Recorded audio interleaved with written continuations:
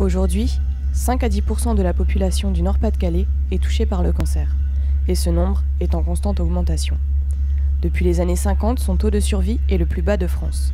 À la deuxième place, on retrouve d'ailleurs nos voisins picards qui font maintenant partie de notre région. Suite à cette fusion, la situation des Hauts-de-France a de fortes chances de ne pas s'améliorer.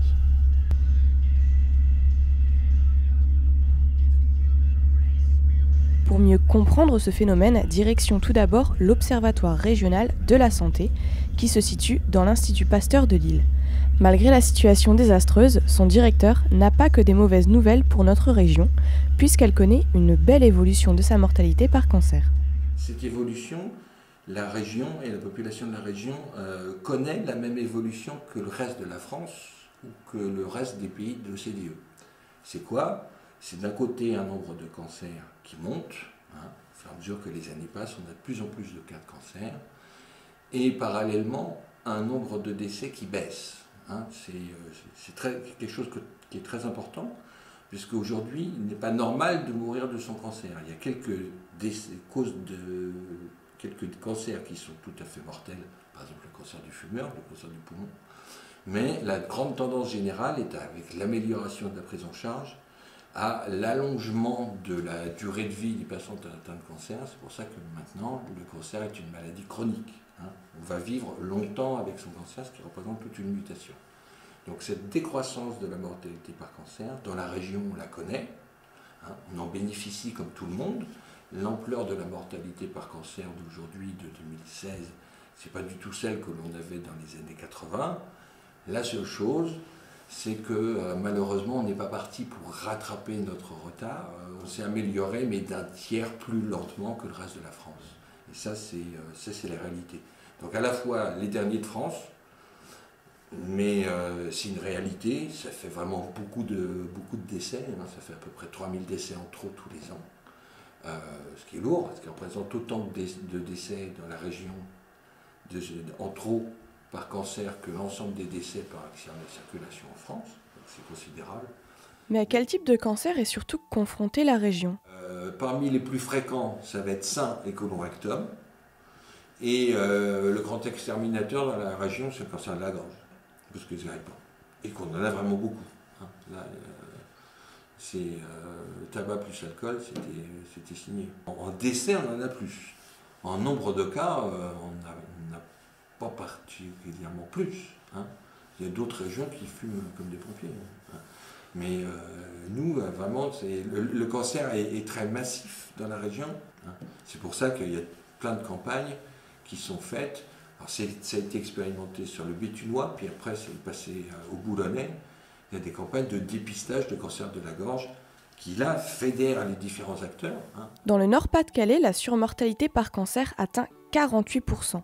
Elle est de près d'un tiers pour les cancers du sein, et pourtant, certaines zones de la région montrent une nette amélioration concernant ces différents indicateurs. On a une géographie, il y a une répartition qui est beaucoup plus comme un manteau d'arlequin dans les zones qui s'améliorent ou celles qui se dégradent le plus. Je préfère parler des bons élèves, c'est toujours mieux. Donc il y a le secteur de Maubeuge qui s'améliore nettement plus vite que le reste de la France. Il y a un peu le secteur de Lens-Liévin qui pourtant n'avait a priori rien pour réussir. Il y a le secteur de Roubaix-Tourcoing, et tout ça c'est des secteurs, vous voyez, où la situation sociale n'est pas des plus reluisantes. Et puis le meilleur de la classe, c'est le secteur de Dunkerque. Et le secteur de Dunkerque est celui qui a fédéré le plus de ses parties prenantes et de ses acteurs. Le cancer est sur Dunkerque une priorité depuis 20 ans. Mais tout de suite, direction le centre Oscar Lambret, situé lui aussi à Lille. Centre régional de la lutte contre le cancer, il fait partie de la Fédération Unicancer qui regroupe tous les centres anticancéreux de France. Cet établissement est spécialisé dans le soin, l'enseignement et la recherche. Plusieurs programmes de recherche fondamentale y sont menés, c'est-à-dire des recherches sur des modèles animaux ou encore cellulaires. Le tout en collaboration avec des structures nationales et internationales, comme par exemple à Tokyo. Nous sommes un établissement qui, historiquement, s'est engagé dans la lutte contre le cancer du sein, aussi bien sur le plan médical que sur le plan chirurgical. La chirurgie représente un élément fondamental de la prise en charge du cancer du sein, mais également sur le plan de la recherche et de ce qu'on appelle l'oncogénétique, puisque les recherches ont justement identifié des gènes qui concernent les femmes, qui peuvent malheureusement majorer le risque de développer des cancers du sein et d'autres cancers gynécologiques tels que le cancer de l'ovaire. Mais le centre Oscar Lambré mène aussi des recherches cliniques. La recherche clinique, c'est une des missions des centres anticancéreux. Il n'y a pas que dans les centres anticancéreux qu'il y a de la recherche clinique. Les CHU sont des centres très impliqués dans la recherche clinique et scientifique également. Dans un centre anticancéreux, la recherche clinique est un élément très important parce que ça donne accès aux patients aux nouveaux traitements. Tout ceci se fait dans un cadre réglementaire extrêmement précis. Il y a un élément central, c'est d'abord la sécurité du patient et bien évidemment son information. Dans un centre comme le nôtre, cette activité est encadrée, organisée, fait l'objet d'expertises particulières et est un des éléments qui participent à l'accès des patients de la région aux nouvelles thérapies. Malgré des améliorations dans le milieu médical en termes de traitement, le Nord-Pas-de-Calais montre une surmortalité par cancer de 20% supérieure à la moyenne nationale. Quels sont donc les facteurs qui contribuent à ce fort taux de cancer dans la région ? Des éléments explicatifs peuvent être avancés tels que le niveau socio-économique de notre région qui est défavorisé, les seuils de pauvreté dans notre région Nord-Pas-de-Calais sont des indicateurs importants d'une certaine précarité sociale, médicale. Les conditions économiques, à savoir le chômage, l'accès difficile aux soins, peuvent être dans certains cas des facteurs explicatifs. À côté de ces facteurs sociétaux, il y a peut-être aussi des facteurs psychologiques qui ont été identifiés par différentes études, des études qui portent sur ce qu'on appelle les sciences humaines et sociales. Ces études font référence à certains fatalismes dans notre région, les patients considérant qu'il y a comme ça une certaine fatalité à être marqués par la maladie, que ce soit pour eux ou pour leur entourage. Il y a enfin des éléments épidémiologiques très forts qui sont les consommations de tabac et d'alcool, deux fléaux qui expliquent une grande partie du développement des lésions cancéreuses. Ces deux fléaux, alcool et tabac, sont dans notre région à des taux de consommation importants et peuvent aussi expliquer largement l'émergence, dans certains cas la majoration de cancers tels que des cancers des voies aérodigestives supérieures, des cancers de l'œsophage ou bien sûr des cancers du poumon également. L'historique industriel de notre région, l'exposition des travailleurs à des aérocontaminants professionnels est aussi un élément explicatif. Les mineurs de fonds, à travers une fragilité, ont payé un grand tribut aux maladies respiratoires en général et aussi au cancer. Les travailleurs exposés à l'amiante sont là des éléments explicatifs importants.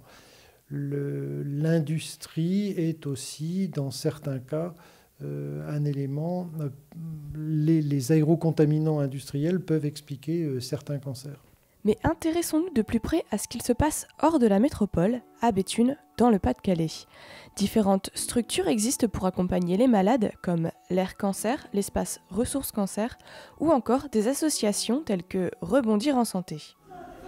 L'année de ma retraite, j'ai été touchée par un cancer du sein. J'ai eu un traitement normal, j'ai suivi les protocoles de soins et puis après, on m'a conseillé d'intégrer Prévart, la prévention Artois à Béthune, pour sortir de l'isolement. Parce que quand on est touché par la maladie et qu'on est traité, on est pris en charge par les oncologues et les soignants, donc on est bien entouré. Et puis après, quand c'est terminé, c'est là qu'arrive la dépression, quoi. Donc les médecins traitants souvent préconisent d'aller dans une association de patients. Et au bout d'un an ou deux, on nous a fait comprendre que c'était terminé, qu'il fallait laisser la place à d'autres personnes, puisqu'il y en a beaucoup dans le Nord-Pas-de-Calais. Et on nous a incités à fonder une association, puisque après eux, il n'y avait plus rien. Donc on s'est lancé, on était 7. Et maintenant, l'an dernier, on était 40. Donc l'association Rebondir en Santé existe depuis bientôt 7 ans. Et c'est un accompagnement des personnes. On essaie de façon ludique souvent, avec des instants de convivialité autour du café ou des petits gâteaux. Et puis on a aussi plein d'ateliers, on a fait socio-esthétique, soins du visage et des mains. Ça a beaucoup aidé aussi celles qui étaient encore en chimio ou qui avaient de l'hormonothérapie qui dessèche la peau et les ongles. Après, on avait des ateliers couture, on a fait du chant. Ces associations jouent un rôle important pour les malades. Quand on est malade, on a l'impression qu'on ne peut pas en parler en famille facilement. On a l'impression que les gens ne nous comprennent pas. Et puis même, on n'ose pas leur en parler parce qu'on ne veut pas leur faire mal.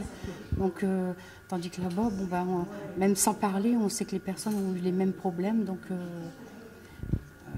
ils comprennent le truc, quoi. Mais face aux chiffres alarmants de la région, il est difficile pour Daniel de croire que cette situation est en majeure partie due à des facteurs socio-culturels. Il n'y a pas que des alcooliques et des fumeurs dans le Nord-Pas-de-Calais. Donc il y a autre chose. C'est sûr qu'il y a autre chose. Et génétiquement, moi je sais que ma mère a eu un cancer, j'en ai eu un, ma fille en a un. Et les tests génétiques ont été faits sur l'île, c'est pas génétique. Donc il y a bien autre chose. Où j'habite, pas une maison sur deux n'est pas touchée par le cancer. Il y a trop de jeunes femmes qui sont touchées. C'est pas normal ça. Quand on va sur l'île, il n'y a que des jeunes femmes. Maintenant ça touche des jeunes femmes de 25 à 30 ans. Chose que ça n'existait pas il y a quelques années. Puis les enfants. Les enfants aussi, des grosses pathologies de cancer. Champion de France, quoi. On s'en passerait bien. Pensez-vous qu'on parle assez de la situation désastreuse de la région ? On en parle, on devrait peut-être pas en parler, il ne faut pas affoler tout le monde, parce que ça serait peut-être un désert après le Béthunois. Mais tant pis, moi avec les copines de l'assaut ici, quand il faut qu'on le dise, on le dit. Ah non, jusqu'à temps qu'ils fassent quelque chose au niveau de la région. Ils ne nous donnent pas toutes les infos, c'est sûr. Plusieurs études ont été menées par l'Agence régionale de santé, mais difficile d'en avoir les résultats pour rebondir en santé. Pour cette association, les usines polluantes de la région y sont pour beaucoup concernant le taux de cancer. Roquette, Bridgestone ou encore le Beaumarais, elles sont plusieurs dans le Béthunois et pas une seule semaine ne passe sans qu'une des membres de l'association n'apprenne un nouveau cas de cancer parmi les salariés de ces usines. Rappelons qu'il est la première cause de mortalité dans le Nord-Pas-de-Calais. Alors, n'oubliez pas, pensez au dépistage. Passer un examen ne vous prendra qu'une demi-heure, vous faire soigner d'un cancer, plusieurs années.